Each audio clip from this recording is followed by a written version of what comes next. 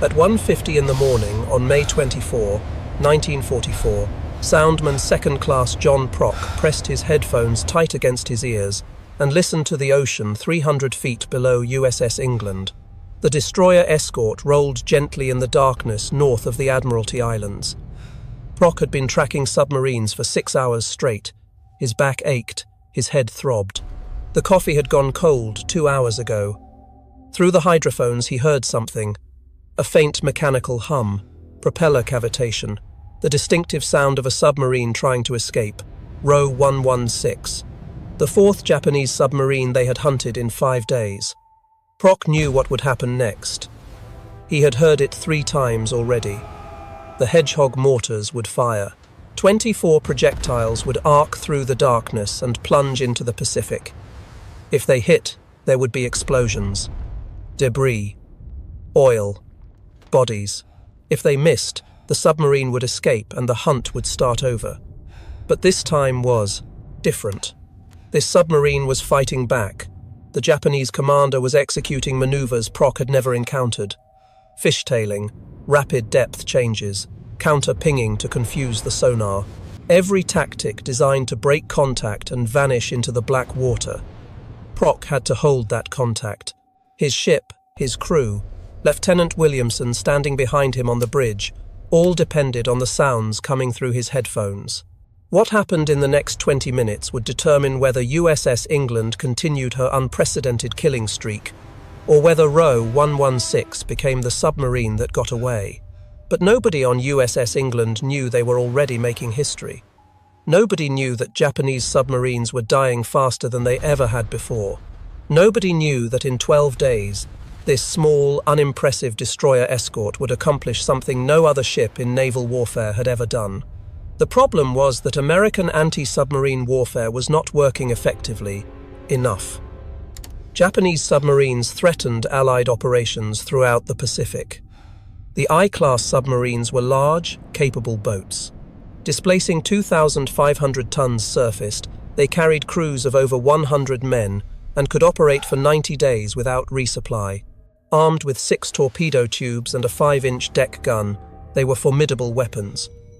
The Row-class submarines were smaller but deadly effective in coastal waters. These boats displaced between 600 and 800 tons and carried crews of 40 to 60 men. They were designed for shorter range patrols and coastal defense operations. Both types operated throughout the Solomon Islands, New Guinea, and the Central Pacific. They intercepted convoys, reported Allied fleet movements, and delivered supplies to bypassed Japanese garrisons.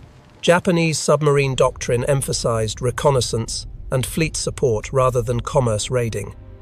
Submarines were expected to scout ahead of the combined fleet, report enemy positions, and attack capital ships when opportunities arose. This doctrine made Japanese submarines valuable strategic assets, but also made their loss particularly damaging to Japanese naval operations. American forces had tools to fight them.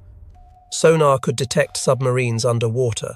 The QC and QGB sonar systems used by American destroyers and destroyer escorts could detect submarines at ranges up to 1,500 yards under favorable conditions. Radar could spot them on the surface. The SG surface search radar installed on most destroyer escorts could detect a surfaced submarine at ranges of 8 to 10 miles. Depth charges could destroy them. The Mark 9 depth charge carried 300 pounds of TNT and could be set to detonate at depths ranging from 50 to 600 feet. But the tools were not enough. The fundamental problem was time. When a destroyer or destroyer escort detected a submarine with sonar, the vessel had to speed up and run directly over the submarine's position to drop depth charges off the stern. That created a blind spot. At close range, sonar could not maintain contact because the returning echo merged with the outgoing pulse. The physics of sonar detection meant that as the range closed below about 200 yards, the time between the transmitted pulse and the returning echo became too short for the equipment to distinguish. The submarine disappeared from sonar at exactly the moment when the attacking ship needed precise targeting information. This blind spot typically lasted 40 to 60 seconds. Sometimes longer. During that time, the submarine could change course, change depth, or change speed. A submarine running at 8 knots could travel 260 yards in 60 seconds. That meant the submarine could be anywhere within a circle 500 yards in diameter by the time the depth charges exploded. By the time the depth charges exploded, the submarine was somewhere else. The statistics proved it. In early 1942, American depth charge attacks achieved a kill rate of approximately 3%. That meant 97 out of every 100 attacks failed. The submarines escaped. They survived to attack another convoy, report another fleet movement, deliver another load of supplies to Japanese troops. By 1944, the kill rate had improved to 20 to 30% through better tactics, improved depth charge patterns, and more experienced crews, but that still meant most attacks failed. American Destroyer Escort crews knew the problem intimately. Ships made multiple attacks on the same submarine, dropping dozens of depth charges with no result. The submarine would vanish, only to be detected again miles away or escape completely. Individual attacks sometimes involved 30 or more depth charges dropped in carefully calculated patterns. Each attack disrupted sonar contact for 20 to 40 minutes while the water settled. During that time, the submarine could escape. Captains knew their weapons could not reliably hit what their sonar could not continuously track. The weapon that changed anti-submarine warfare was called the Hedgehog. It was developed by the British Royal Navy in 1941 and adopted by the United States Navy in 1942. The development came from British experience in the Battle of the Atlantic. British naval officers recognized that the blind spot problem was killing their effectiveness against German U-boats. The Royal Navy Directorate of Miscellaneous Weapons Development, working with engineers from the Ministry of Supply, began developing a forward-throwing weapon in early 1941. The first prototype tests occurred in June 1941. Initial designs used a single large mortar, but testing showed that multiple smaller projectiles would be more effective. The final design used 24 spigot mortars, arranged in 4 rows. The Pruster 5 name came from the appearance of the launcher. 24 spigots arranged in rows that looked like the spines on a hedgehog's back. Each spigot fired a single projectile, 7.2 inches in diameter, 65 pounds total weight, 35 pounds of Torpex explosive. Torpex was a British-developed explosive compound consisting of 42% RDX, 40% TNT, and 18% powdered aluminum. It was approximately 50% more powerful than TNT alone. The projectiles fired forward, not backward like depth charges. They launched ahead of the attacking ship in an elliptical pattern. The Mark X launcher, which was the type installed on USS England, had a range of 283 yards and created an elliptical pattern approximately 195 feet by 168 feet. The Mark XI launcher had a range of 267 yards. The projectiles entered the water nose first, sank at about 23 feet per second, and exploded only on contact with a solid object. The contact fuse required approximately 20 pounds of pressure to detonate. If the projectiles missed the submarine, they did not explode. They just hit the ocean floor and went silent. That was revolutionary. Depth charges exploded whether they hit anything or not. The explosions created turbulence and noise that destroyed sonar contact for 30 minutes or more. The pressure waves from the explosions created thermal layers in the water that disrupted sonar propagation. You could not tell if you had killed the submarine or just made a lot of noise. With Hedgehog, silence meant a miss, explosions meant hits. If you heard detonations, you had hit the submarine. If you heard nothing, you had missed and could immediately re-attack without waiting for the water to clear. The second advantage was the forward firing arc. The Hedgehog fired ahead of the ship while the submarine was still in sonar contact. The attacking ship could track the submarine continuously until the moment the projectiles entered the water. No blind spot, no guessing. The sonar operator could see exactly where the submarine was and adjust the aim accordingly. The ship maintained sonar contact throughout the attack run, tracking the submarine's movements up to the moment of firing.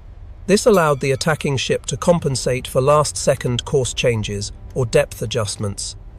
The third advantage was lethality.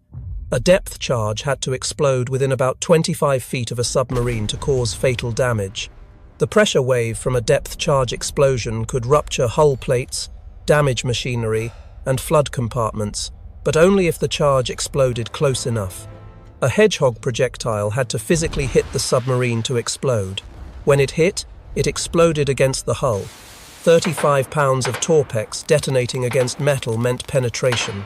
The explosive force was concentrated at the point of contact rather than dispersed through the water. One hit could rupture the pressure hull. 2 or 3 hits guaranteed a kill. The statistics proved it. In the Atlantic theatre during 1943 and 1944, British ships using Hedgehog achieved a kill rate of approximately 18%. That was 6 times better than early war depth charges. By the end of the war, Hedgehog-equipped ships were responsible for over 50 confirmed U-boat kills. American ships in the Pacific achieved similar results. But most destroyer escorts did not have Hedgehog yet. The weapon was new, production was limited. Only the newest ships got them during construction. As of May 1944, fewer than 50 American destroyer escorts in the Pacific carried Hedgehog launchers. USS England was one of the lucky ones. She was a Buckley-class destroyer escort, hull number DE635. Commissioned on December 10, 1943 at the Bethlehem Steel Shipyard in San Francisco. She displaced 1,400 tons light, 1,740 tons full load. Length 306 feet, beam 37 feet. Draft varied from 9 feet 5 inches light to 13 feet 6 inches full load, powered by 2 steam turbines, generating 12,000 shaft horsepower through electric drive. The turbo-electric drive system was unusual for ships of this size, but provided excellent maneuverability and precise speed control. These characteristics proved valuable during anti-submarine operations where precise positioning was critical. Top speed 24 knots. Range 6,000 nautical miles at 12 knots. Crew complement 186 men. Armament was modest compared to fleet destroyers. 3 3-inch 50 caliber dual-purpose guns in open mounts. 1 forward, 2 aft. 8 to 9 20mm anti-aircraft guns. 3 21-inch torpedo tubes. But the real weapons were the anti-submarine systems. 1 Hedgehog launcher, forward with 144 projectiles. 8K gun depth charge projectors. 2 stern racks for rolling depth charges. Total load 200 depth charges.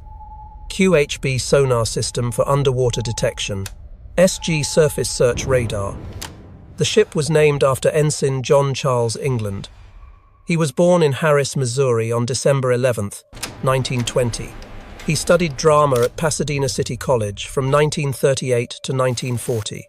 He enlisted in the United States Navy on September 6, 1940.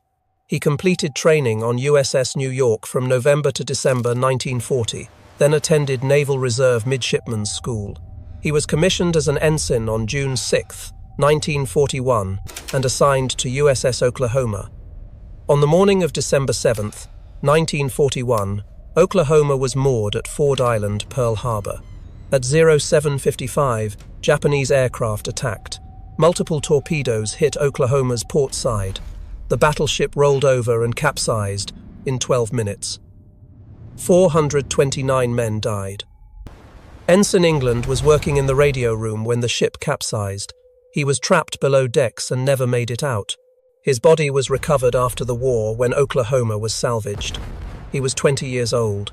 The Navy named DE635 in his honor.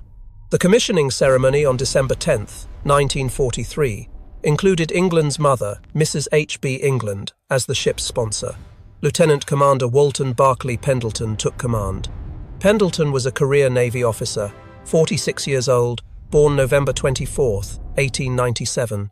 He had served on destroyers during World War I and spent the interwar years in various assignments, including Naval War College and staff positions.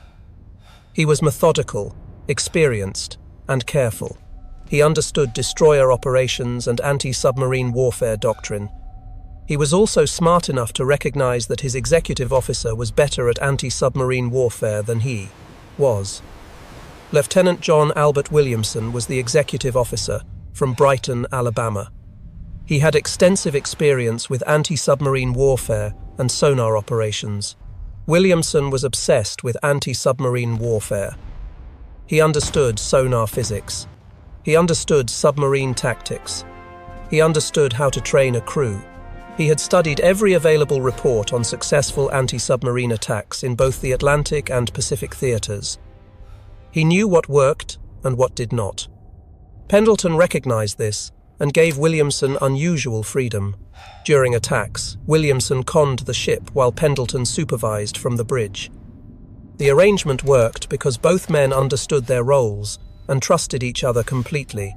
From December 1943 through March 1944, USS England conducted shakedown training off the California coast. Williamson drilled the crew relentlessly: hedgehog attacks, sonar searches, night operations, emergency maneuvers, over and over. He ran the crew through every scenario he could imagine: surface contacts at night, submerged contacts in rough seas, multiple contacts requiring rapid target switching, equipment casualties requiring backup procedures. The crew complained. The training was exhausting. Watch schedules were brutal. Sleep was limited. Every mistake resulted in additional drills. Williamson did not care.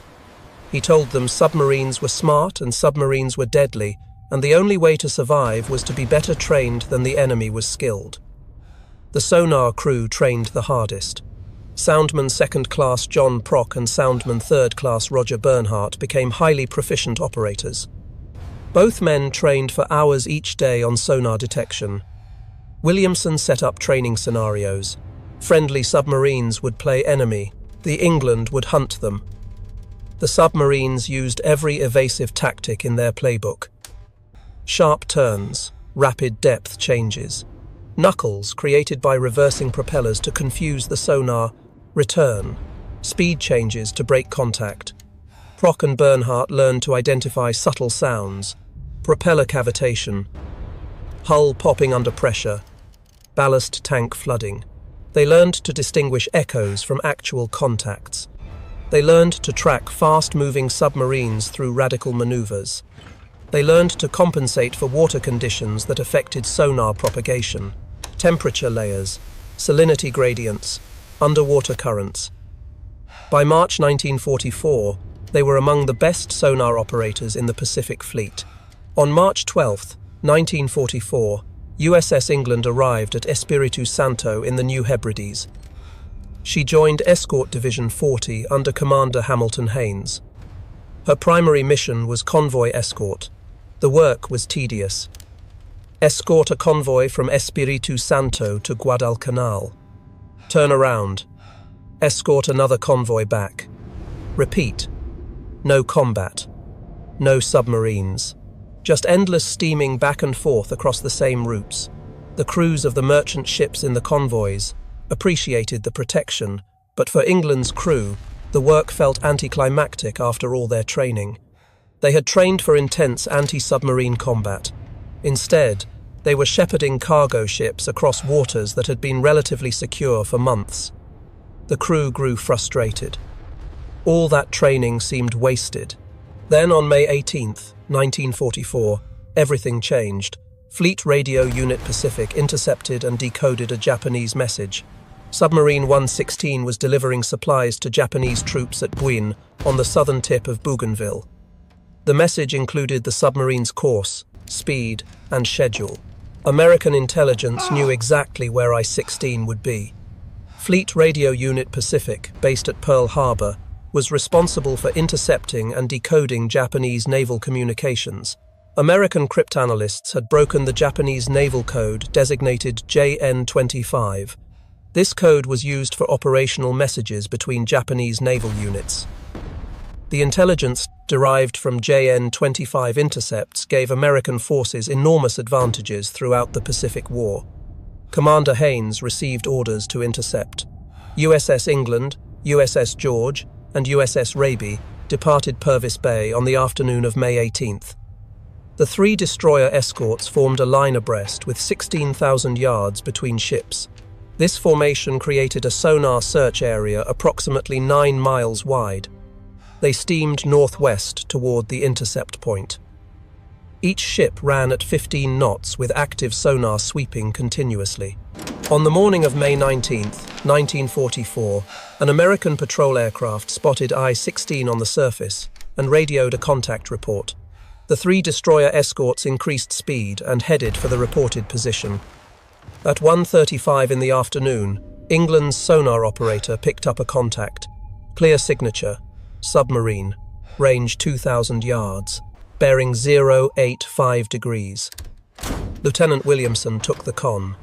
He ordered engine, room to reduce speed to 12 knots for precise maneuvering.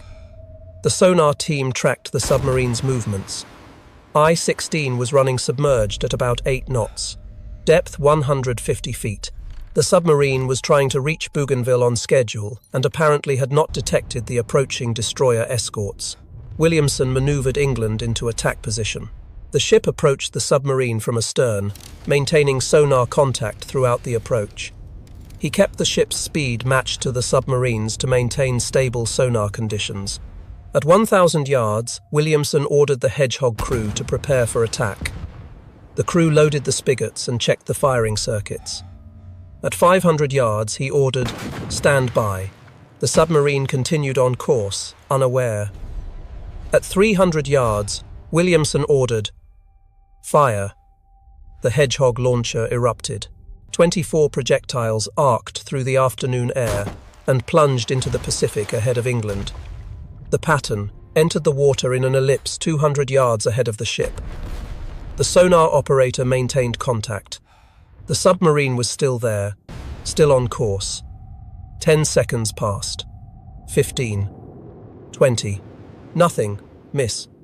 The projectiles had landed in a pattern around the submarine, but none had hit. I-16 continued on course for another 5 seconds. Then the submarine turned hard to port. The commander had heard the splashes and realized he was under attack.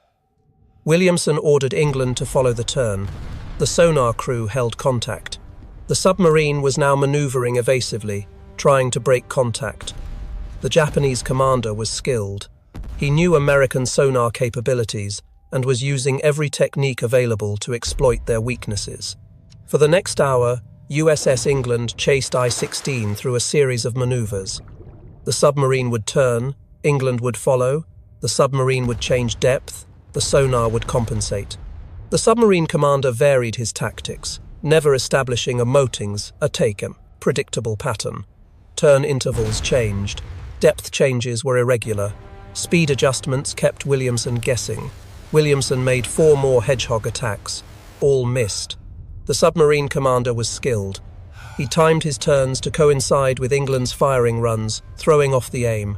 Each time England reached firing position, the submarine would execute a hard turn or rapid depth change that moved it outside the Hedgehog pattern before the projectiles reached target depth. On the 5th attack run, Williamson decided to wait. Instead of firing as soon as England reached firing position, he tracked the submarine for an extra 30 seconds. He watched the pattern. The submarine was turning right every time England approached. The Japanese commander had fallen into a pattern without realizing it. Under stress, facing repeated attacks, he had defaulted to a preferred defensive maneuver. Right turns, always right turns. Williamson accounted for that. When England reached firing position, Williamson aimed the Hedgehog pattern 30 degrees to the right of the submarine's current course. Then he fired. The projectiles splashed down. The sonar operator reported the submarine turning right, exactly as predicted. 3 seconds later, explosions. 4 to 6 distinct detonations. Then a massive underwater explosion. The Hedgehog hits had ruptured I-16's pressure hull. Seawater flooded in under enormous pressure. At 150 feet depth, the water pressure was 65 pounds per square inch. Through the hull breaches, water entered at tremendous velocity. The submarine's structural frames collapsed. The hull imploded. I-16 went down at 2:35 in the afternoon, with all 107 men aboard. Lieutenant Commander Takeuchi Yoshitaka, the boat's commanding officer, died with his crew. Debris began surfacing 20 minutes later. Wood fragments, cork, oil, a 75-pound bag of rice still sealed in waterproof wrapping, personal items, pieces of equipment.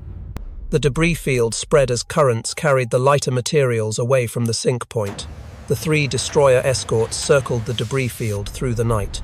By dawn on May 20th, the oil slicks stretched 6 miles long and 3 miles wide. The kill was confirmed. USS England had sunk her first submarine on May 19, 1944. The crew celebrated briefly. Then they received new orders. American intelligence had intercepted another Japanese message. 7 submarines from Submarine Squadron 7 were forming a picket line north of the Admiralty Islands. The line was designated Scouting Line NA. Its purpose was to detect American fleet movements toward the Palau Islands. The Japanese High Command expected an American offensive in the Central Pacific. The submarine picket line was intended to provide early warning of American carrier task force movements. Each submarine was assigned a specific patrol area along a line running roughly east to west. They were to remain on station, report any American ship movements, and attack targets of opportunity. The submarines were Row 104, Row 105, Row 106, Row 108, Row 109, Row 1112, and Row 116. All were Row 100 class submarines, smaller than the I-class. Coastal defense boats. Displacing 611 tons surfaced, 795 tons submerged. Length 199 feet 10 inches. Crew varied between 49 and 58 men depending on configuration, armed with 4 21-inch torpedo tubes and 1 3-inch deck gun. Maximum diving depth 246 feet. Maximum surface speed 14 knots. Submerged speed 8 knots. Range 3,500 nautical miles at 12 knots surfaced. Not particularly fast or capable compared to larger Japanese submarines, but adequate for reconnaissance work. American intelligence knew exactly where each submarine was supposed to be. The Japanese had transmitted the positions in code. American cryptanalysts had broken the code and plotted every submarine on a map. It was a perfect setup for a hunt. USS England, USS George, and USS Raby steamed north toward Scouting Line NA. At 0350 on the morning of May 22, 1944, USS George detected a radar contact. Range 14,000 yards. Bearing 303 degrees. The contact was on the surface, a submarine running on diesels to recharge batteries. Japanese submarines typically surfaced at night to run their diesel engines and recharge the batteries used for submerged operations. This made them vulnerable to radar detection but was operationally necessary. Submerged operations drained batteries that could only be recharged by running diesel engines on the surface. The 3 destroyer escorts increased speed to 20 knots and closed the range. USS George illuminated the contact with searchlights at 4,000 yards. The submarine was Row 106, commanded by Lieutenant Uda Kaitai. Uda saw the searchlights and realized he had been caught on the surface. He ordered a crash dive. Row 106's bow went down. Water flooded the forward ballast tanks. The submarine dove at a steep angle, trying to reach safe depth before the American ships could attack. The crew worked frantically to close hatches and secure equipment. A crash dive was a desperate maneuver that could cause equipment damage and put enormous stress on the hull, but it was the only option when caught on the surface by enemy warships. USS George fired a Hedgehog salvo at 0415. The projectiles missed. Row 106 continued diving and began evasive maneuvers. At 0425, USS England gained sonar contact. Williamson took the con and maneuvered into attack position. Row 106 was now at 275 feet, near her maximum safe depth. She was turning hard, trying to break sonar contact. At this depth, the submarine was operating at the edge of her structural limits. The pressure hull was under enormous stress. Any additional damage could be catastrophic. Williamson tracked the turns. First Hedgehog attack at 0433. Miss. Williamson repositioned. He analyzed the submarine's maneuver pattern. The Japanese commander was alternating between hard right and hard left turns every 40 seconds. Predictable once you saw the pattern. At 0501, Williamson fired the second Hedgehog salvo. This time he aimed ahead of the submarine's turn. The projectiles splashed down. 3 seconds later, 3 explosions in rapid succession, then a massive underwater detonation. Row 106's pressure hull ruptured at 275 feet. The submarine imploded. All 49 men died instantly. At that depth, the hull collapse was catastrophic and immediate. At dawn, the destroyer escorts found debris and a large oil slick, 2 submarines in 3 days.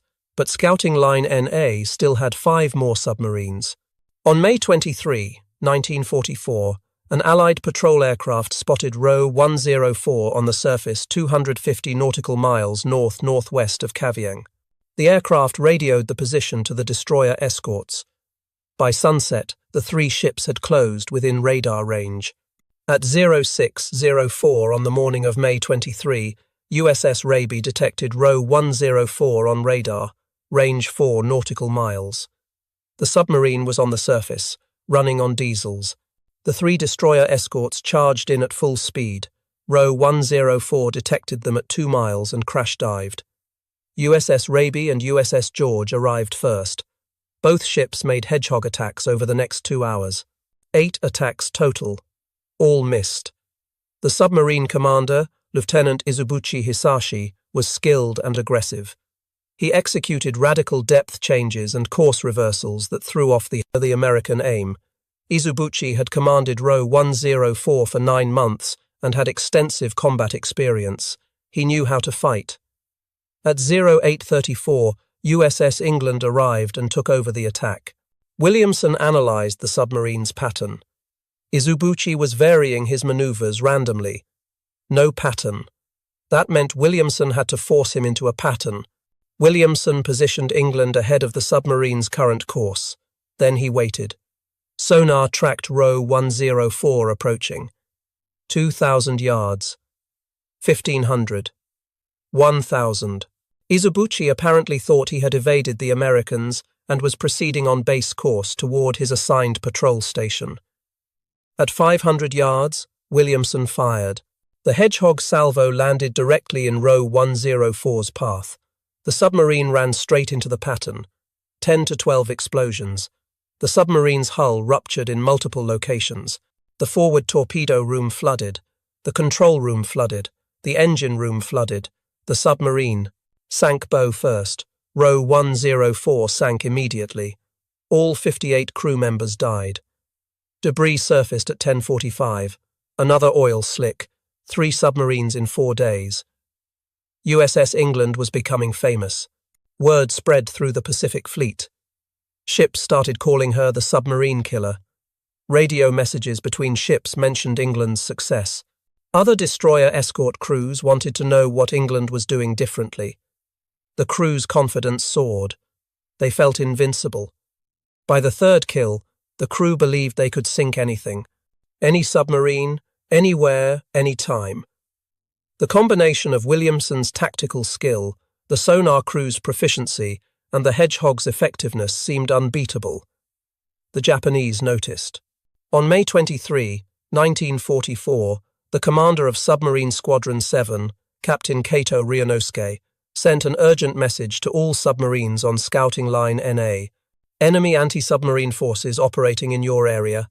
Multiple submarines lost. All boats, execute relocation 30 miles westward immediately. The message revealed the severity of the situation. 3 submarines had been lost in rapid succession. The picket line had been compromised.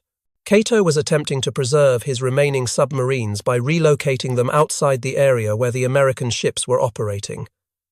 American intelligence intercepted and decoded the message within hours. The new positions were plotted. The hunt continued. At 0120 on the morning of May 24, 1944, USS George detected Row 116 on radar, range 10,000 yards. The submarine was on the surface, The 3 destroyer escorts closed in. Row 116 crash dived at 4,000 yards. But this time, the submarine commander knew what was coming. He knew 3 submarines had already been sunk. He knew the Americans had a deadly forward-firing weapon. The radio messages from Submarine Squadron 7 headquarters had made that clear. Lieutenant Okabe, Takeshi commanded Row 116. He had 9 previous war patrols. He understood submarine operations and American anti-submarine tactics. He decided to fight back rather than simply evade. At 0150, USS England gained sonar contact. Williamson took the con and maneuvered for attack. Row 116 immediately began aggressive evasive maneuvers, not the standard turns and depth changes. Okabe was fishtailing, kicking the rudder back and forth to create erratic movement. He was also counter-pinging, transmitting his own sonar pulses to confuse the American sonar operators. The counter-pinging created multiple false echoes that cluttered the sonar display. John Prock sat at the sonar station and tried to maintain contact.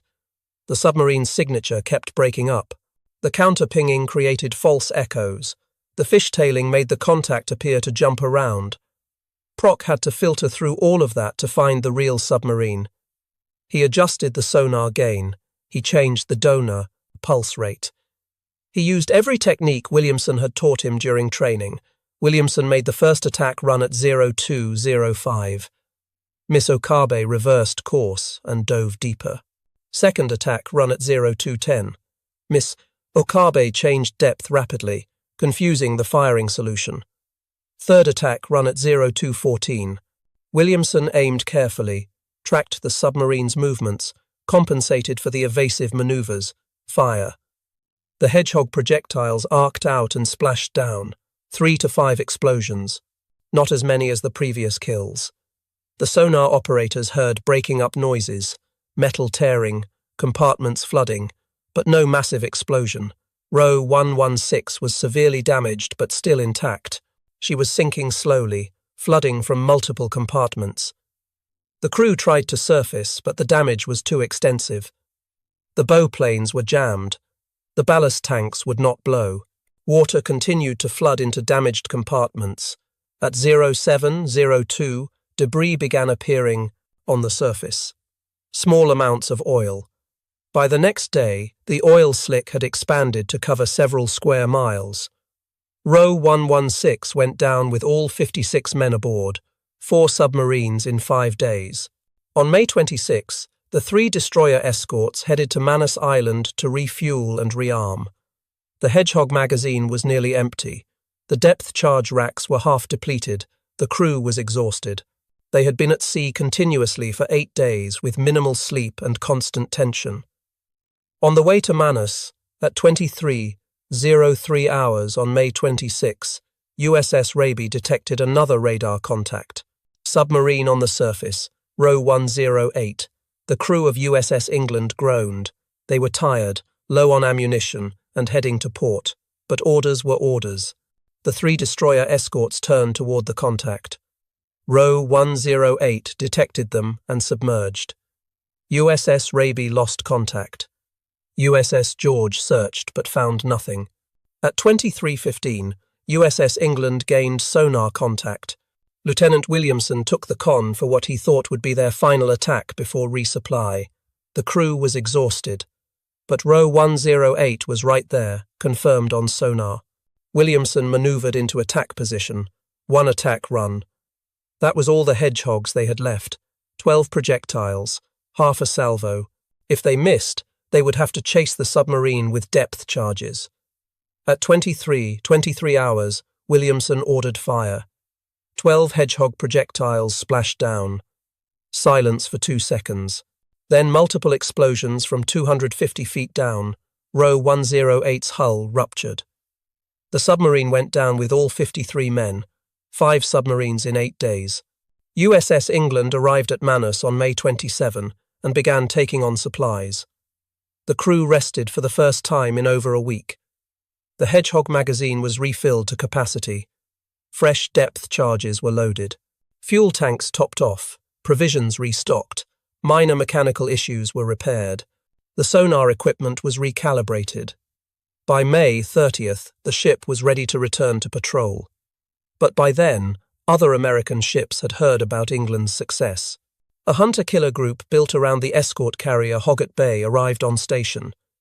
Destroyers Hazelwood, Heerman, Howell and McCord spread out across the search area. They wanted the remaining submarines. The opportunity to hunt Japanese submarines with precise intelligence on their locations was too valuable to pass up. Multiple ships converged on the area where Scouting Line NA was operating. On the morning of May 31st, USS Hazelwood detected Row 105 on radar. Captain Kato Ryanosuke, commander of Submarine Division 51, was embarked aboard the submarine. The submarine's commanding officer was Lieutenant Inoue Junichi. Kato was experienced. He had commanded submarine divisions throughout the Pacific War. His squadron had been systematically destroyed over the past 2 weeks. He knew the term, Americans were hunting him. He also knew that as the senior officer present, his survival was important for maintaining the operational capability of the submarine force. For 24 hours, multiple American ships pursued Row 105. Hazelwood attacked, Miss Heerman attacked, Miss McCord attacked, Miss. The submarine evaded every attack through skilled maneuvering and luck. Kato and Inoue worked together, with Kato providing strategic guidance and Inoue handling the tactical maneuvering. They used every trick available. They hid in thermal layers that disrupted sonar. They maneuvered into positions where attacking ships risked hitting each other. They changed depth rapidly to break contact. The American ships were frustrated. They had a submarine trapped in a limited area but could not kill it. At dawn on May 31st, USS England arrived in the area. The other ships had formed a barrier around Row 105. The submarine was trying to slip between USS Raby and USS George but could not find a gap. Commander Haynes, the division commander, radioed USS England with a message that became famous. "Oh hell, go ahead, England." Williamson took the con. The sonar crew picked up Row 105 immediately. The submarine was directly between 2 American ships, trying to stay in a blind spot where neither could fire without risking the other. Williamson maneuvered England into a position where she could fire safely. He brought the ship around to an angle where the Hedgehog pattern would not endanger the other American vessels. At 0729, he fired the Hedgehog salvo. 6 to 10 detonations. Then at 0741, a massive underwater explosion. Row 105 went down with all 55 men, including Captain Kato, 6 submarines in 12 days. No ship in naval history had ever accomplished anything comparable. The crew of USS England were exhausted, proud, and somewhat stunned. They had trained hard and fought well, but 6 kills in 12 days exceeded anything they had imagined. The statistical improbability of the achievement was staggering. Individual submarine kills were rare enough. 6 in rapid succession was unprecedented. On June 1st, 1944, USS England returned to Manus for extended rest and refit. The crew received word that they had been awarded the Presidential Unit Citation, one of only 3 destroyer escorts in World War II to receive that honor. The citation recognized exceptional performance under combat conditions. Lieutenant Commander Pendleton was awarded the Navy Cross. Lieutenant Williamson received the Silver Star. Multiple crew members received individual commendations, including Bronze Stars and Letters of Commendation. Admiral Ernest King, Chief of Naval Operations, sent a message to USS England that became famous throughout the Navy. There will always be an England in the United States Navy. That promise was kept. When the first England was Maltese T2, decommissioned in 1945, the Navy assigned the name to a guided missile cruiser, DLG-22, commissioned on December 7, 1963. The second USS England served with distinction during the Cold War, participating in operations in the Pacific and serving as a test platform for advanced anti-submarine warfare systems. The Japanese response to the destruction of Scouting Line NA was immediate and severe. Japanese submarine operations in the Central Pacific effectively ceased for 3 months. The loss of 6 submarines in 12 days including an entire reconnaissance line and the division commander, convinced Japanese naval headquarters that American anti-submarine capabilities had dramatically improved. They did not understand what had changed, but the results were undeniable. Japanese submarine commanders who had previously operated aggressively became cautious. They spent more time submerged, ran at slower speeds, avoided areas where they might encounter American destroyer escorts. This caution reduced their effectiveness as reconnaissance platforms. Submarines that remained submerged could not cover as much area and could not transmit radio reports without surfacing. The psychological impact was enormous. For the first 2 years of the war, Japanese submarine commanders had operated with confidence. They knew American anti-submarine weapons were not highly effective. Early war reports had shown that American depth charge attacks rarely resulted in kills. A skilled commander could often evade depth charge attacks through aggressive maneuvering. But Scouting Line NA changed that calculation. 6 submarines went out, none came back. Japanese commanders did not know about the Hedgehog. They did not understand why American attacks had become so deadly. They only knew that submarines were dying at unprecedented rates and there was no way to counter it. Without understanding the specific threat, they could not develop effective countermeasures. By late summer 1944, Japanese submarine effectiveness in the region had dropped significantly. They were present but not effective. American convoys sailed with minimal losses. American fleet movements went largely undetected. The strategic reconnaissance mission that Japanese submarines were supposed to perform was compromised. The destruction of Scouting Line NA contributed to Japanese failures at the Battle of the Philippine Sea in June 1944. American carriers operated with greater freedom because Japanese submarines were no longer providing effective reconnaissance. The Japanese fleet sailed to meet the American carriers without accurate intelligence on American force composition or positions. This intelligence failure contributed to the catastrophic Japanese defeat in what became known as the Great Marianas Turkey Shoot. The transformation of American anti-submarine warfare came down to technology and training. The Hedgehog gave American ships a weapon that could hit submarines during the critical approach phase. The forward firing arc eliminated the blind spot that had allowed submarines to evade depth charge attacks. The contact fuses provided immediate feedback. Explosions meant hits. Silence meant misses.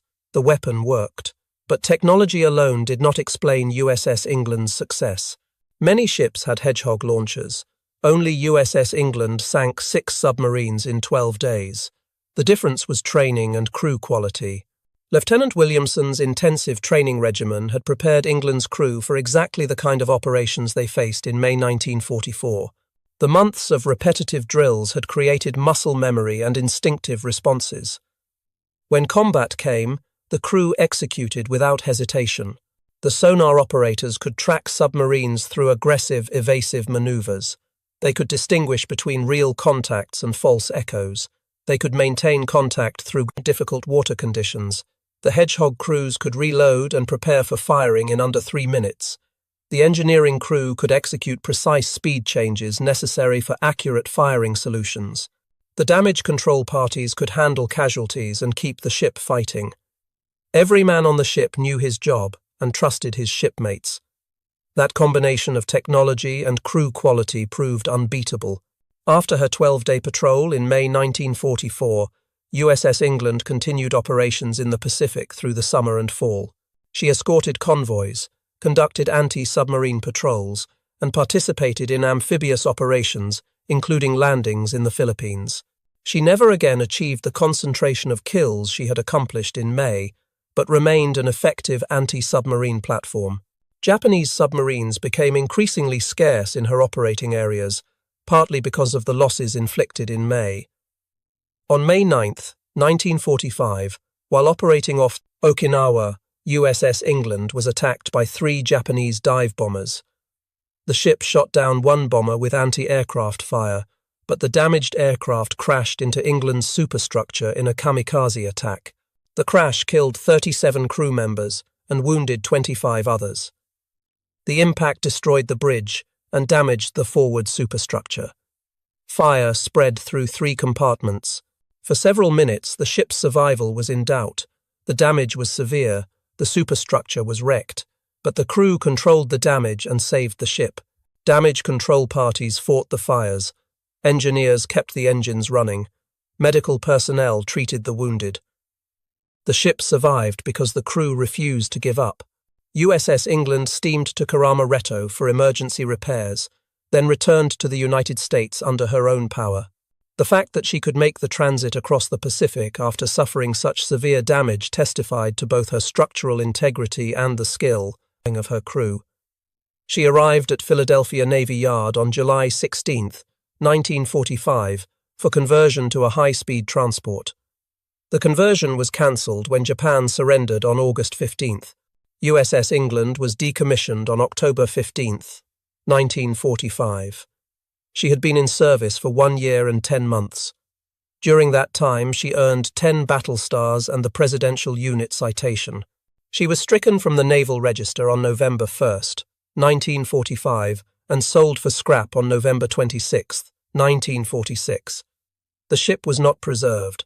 In the immediate post-war period, the Navy had hundreds of surplus destroyer escorts. Preservation resources were limited and prioritized for larger, more historically significant vessels. USS England was just one more ship to be disposed of. No museum claimed her, no memorial preserved her. She was cut up for scrap metal like hundreds of other wartime vessels. This remains a source of regret among naval historians who recognize the ship's unique accomplishments. Lieutenant Commander Walton Pendleton remained in the Navy after the war and retired as a captain in January 1947. He died on December 9, 1972, and was buried in Arlington National Cemetery. Throughout his post-war career, he rarely spoke about USS England or the 12-day patrol. When asked, he always credited his executive officer and crew. He never claimed personal credit for the achievements. Lieutenant John Williamson succeeded Pendleton as commanding officer of USS England in September 1944. He commanded the ship through the remainder of the war, including the kamikaze attack in May 1945. He remained in the Navy after the war and retired as a captain in 1968. He wrote extensively about anti-submarine warfare and training methods. His article in Proceedings magazine in March 1980, co-authored with William D. Lanier, remains the definitive account of the 12-day patrol and provides detailed tactical analysis of each attack. The story of USS England demonstrates how success in warfare comes from the combination of good technology, intensive training, and skilled execution under pressure. No single factor explains the achievement. The Hedgehog provided the technological advantage. Williamson's training created the crew proficiency. The intelligence from Fleet Radio Unit Pacific provided the targeting information. All three elements were necessary. The Hedgehog was available to many ships. USS England used it better than anyone else. The technology mattered, but the people mattered more. Lieutenant Williamson understood that. He spent months training his crew to a level of proficiency that other ships never achieved. When combat came, that training proved decisive. The crew executed complex operations under stress without hesitation because they had practiced those operations hundreds of times during arting training. The sonar operators held contact through aggressive, evasive maneuvers. The weapons crews reloaded and fired with precision.